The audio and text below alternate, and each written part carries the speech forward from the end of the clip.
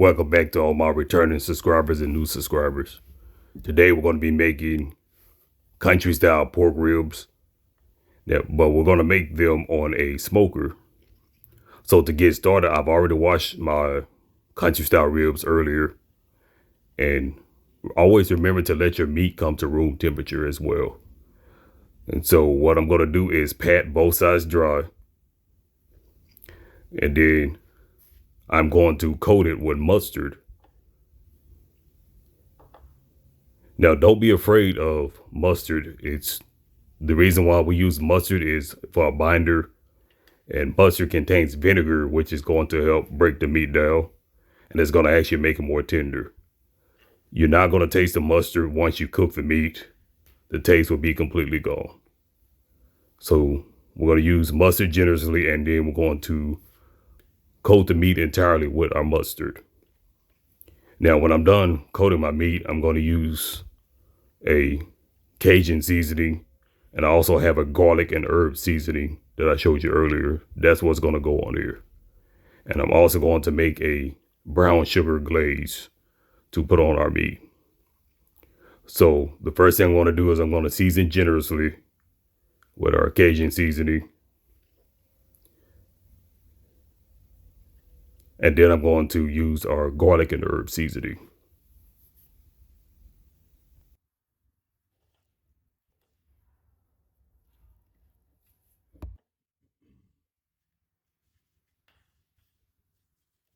Now, this particular garlic and herb seasoning does contain a little salt, but it's more garlic as well as some different herbs, and it does have lemon extract in it as well.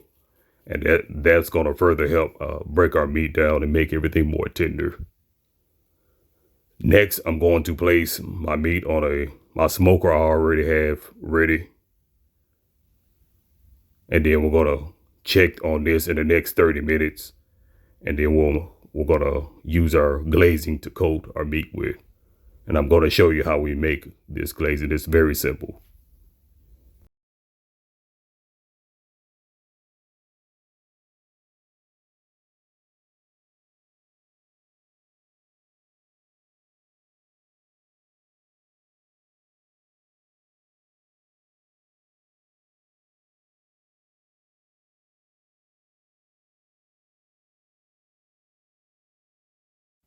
Now that we have our meats on our smoker, I'm going to show you how to make our glazing. It's very simple. It's nothing but brown sugar and melted butter. You can also use margarine as well. The butter, it would be better to use unsalted butter, but you can use salted butter if that's what you have. So we just melted that and then mix everything up with our brush. And you can use a brush, a spoon, or some people have actual mops for meats. So now we're going to flip our meat over and look at that nice color on our meat. That's exactly the color we want. And so I'm going to flip all of this over, and then I'm going to baste my meat with our glaze that we have for it.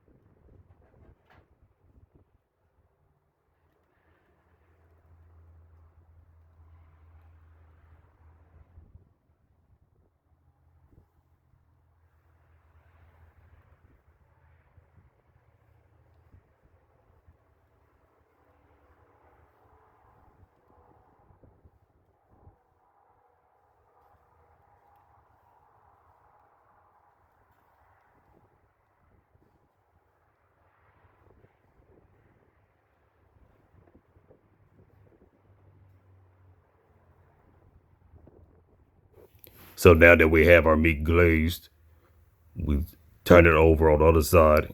We glaze that side, And then I'm going to check the temperatures. It's very important to always check your meat temperatures because that's what it's going to determine your meat being juicy, or if it's overdone, it's going to be dry. So you want pork to be between 160 and 170.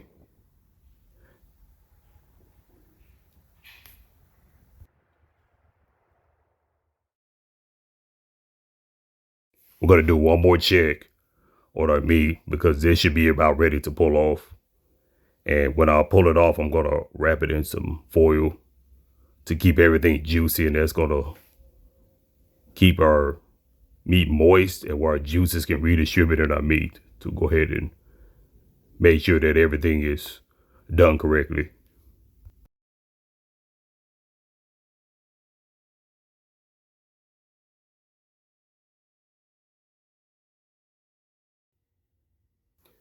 Okay, so our country style ribs are done. This is the final look. Very nice color to our meat.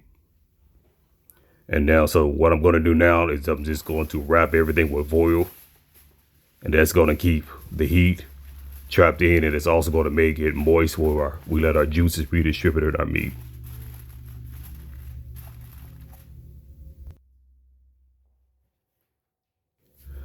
So our meat is done, and I'm going to cut it open for you and just see how juicy that is. You see the juice just coming from the meat.